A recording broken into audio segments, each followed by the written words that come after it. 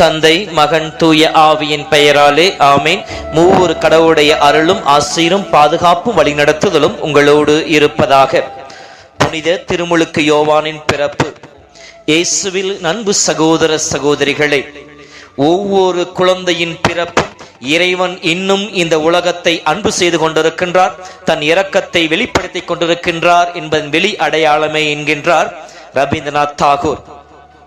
திருச்சபையினுடைய வரலாறை படிக்கின்ற பொழுது எல்லா புனிதர்களுக்கும் விண்ணக பிறப்பு விழா தான் கொண்டாடப்பட்டு கொண்டிருக்கின்றது. அதாவது புனிதருடைய இறப்பு விழா, இறந்த நாள் தான் புனிதருடைய நினைவாக கொண்டாடப்பட்டு கொண்டு வந்து கொண்டிருக்கின்றது. ஆனால் திருச்சபையில் 3 பேருக்கு மட்டுமே பிறப்பு விழா வெறு விமரிசையாக கொண்டாடப்பட்டு கொண்டிருக்கின்றது. நமக்கு தெரிந்தது டிசம்பர் மாதம் 25ஆம் தேதி நம் ஆண்டவர் இயேசு கிறிஸ்துவின் பிறப்பு பெருவிழா, வார்த்தை மனு உருவான விழா.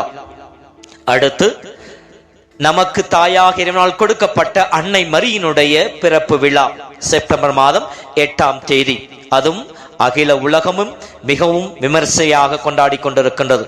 3வது பிறப்பு விழா கொண்டாடுகின்ற புனிதர் இன்று நாம் நினைவு கூறுகின்ற புனித திருமுழுக்கு யோவான். ஏன் இந்த புனிதருக்கு மட்டும் இத்தகைய சிறப்பு என்பதை நற்செய்தியாளர்கள் விளக்கி கூறுகின்றார்கள்.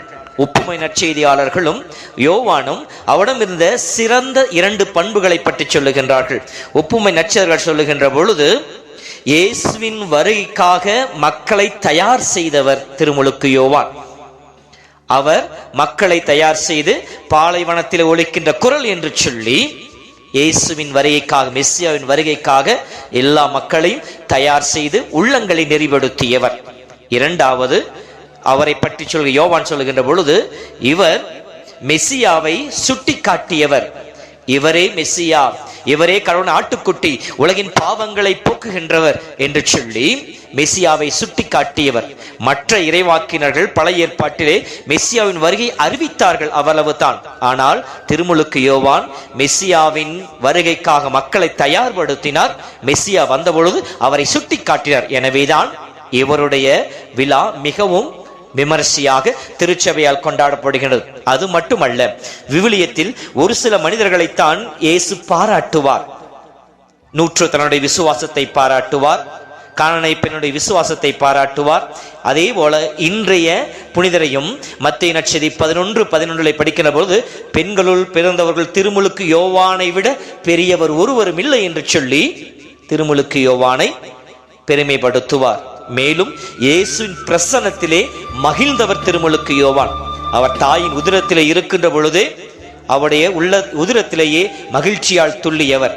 அதே போல இயேசுவினுடைய வளர்ச்சியிலே கண்டு அவர் வளர வேண்டும், நானோ குறைய வேண்டும் என்று சொல்லி தன்னை இயேசுவின் பிரசன்னத்திலே முழுமையாக கரைத்து கொண்டவர், மகிழ்ச்சியை கண்டவர். எனவேதான் இந்த திருமுழுக்கு யோவானுடைய பிறப்பு விழாவை திருச்சபையானது அங்கீகரித்து கொண்டாடி மகிழ்ந்து கொண்டிருக்கின்றது. இந்த பிறப்பு விழாவிலே இறைவன் நமக்கு கொடுக்கின்ற செய்திகளை சிறிது அலசி பார்ப்போம். திருமுழுக்கு யோவான் பிறப்பை பற்றி நாம் பார்க்கின்ற பொழுது லூக்கா 1:58 படிக்கின்றோம். ஆண்டவர் எனக்கு பெரிதும் இரக்கம் காட்டினார் என்பதை கேள்விப்பட்டு, அதாவது இரக்கத்தின் வழியாக பிறந்தவர் தான் திருமுழுக்கு யோவான். திருமுழுக்கு யோவான் மட்டுமல்ல, விவிலியத்திலே பார்க்கின்ற பொழுது ஒரு சில மனிதருடைய பிறப்பு ஒரு சில அர்த்தங்களையும் பொருளையும் கொடுக்கக்கூடியதாக இருக்கின்றது. தொடக்கம் 22ஆம் அதிகாரத்தை படிக்கின்ற பொழுது ஈசாக்கின் பிறப்பு, கடவுள் வாக்குறுதி கொடுத்து வாக்கு தத்துவத்தின் வழியாக பிறந்தவர் தான் ஈசாக்கு. உன்னை பெரிய இனமாக்குவேன், கடற்கரை மணலை போல உன்னுடைய சந்ததி பெருகச் செய்யும் என்று சொல்லி இறைவன் அபிரகாமோடு வாக்குறுதி செய்து கொண்டார். அந்த வாக்கு தத்துவத்தின் வழியாக பிறந்தவர் தான் ஈசாக்கு.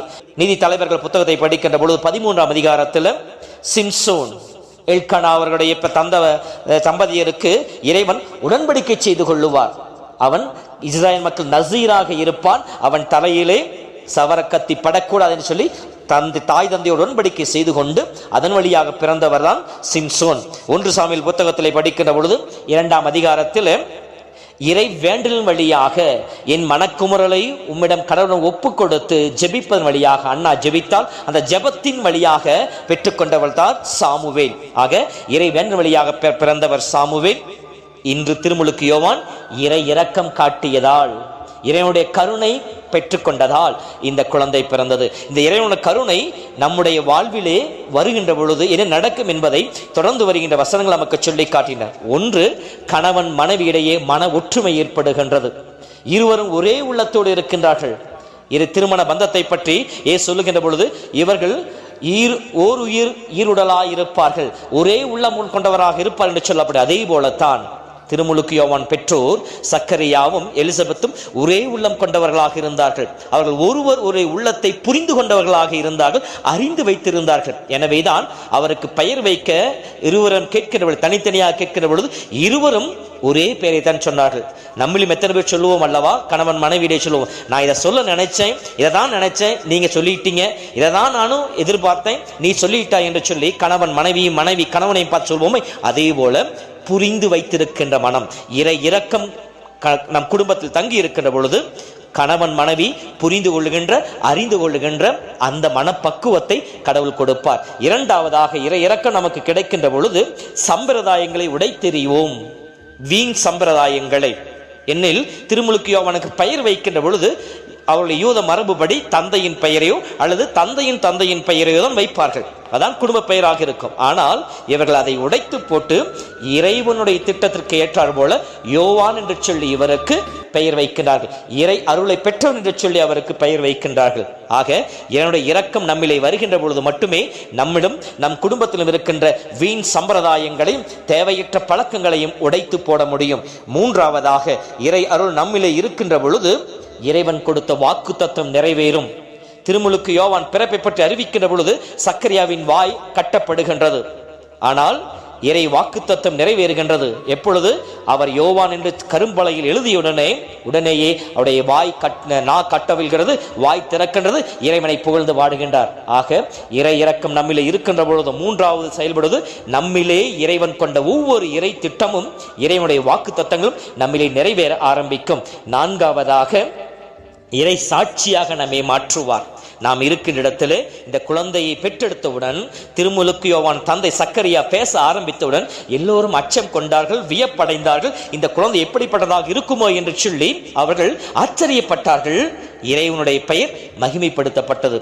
இறை இரக்கம் நம்மிலே இருக்குமே என்றால் நிச்சயமாக நாம் இருக்கின்ற இடத்திலே நம் வாழ்க்கை முறையின் வழியாக நம்மோடு இருக்கின்ற மனிதர்களுக்கு நாம் இறைவன் சாட்சியாக மாறுவோம். நிச்சயமாக திருமுழுக்கு யோவானையும் சக்கரியா எலிசபெத்தையும் ஆசீர்வதித்த அதே கடவுள் தாமே நம்மையும் நம் குடும்பத்தையும் ஆசீர்வதிப்பாராக. ஆமேன்.